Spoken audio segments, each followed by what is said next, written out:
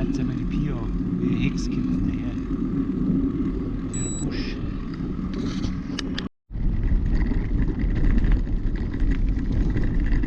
Die Beine weiß, das Treten schwer.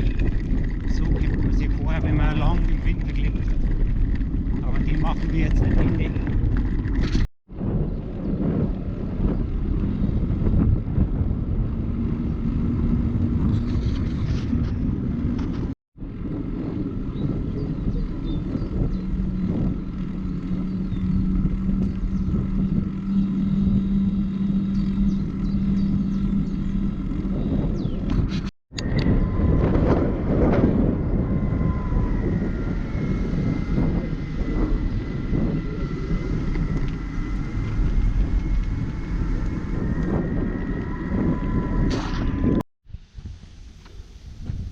So, mal zwischendurch eine kurze Pause. Ja,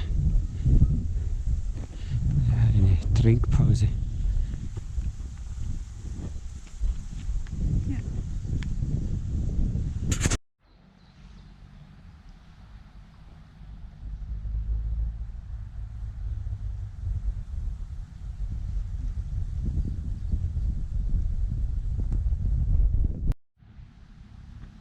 So, heute ganz spontan aufs E-Bike gesetzt und einen 50-60 Kilometer Trip, zumindest haben wir das vor.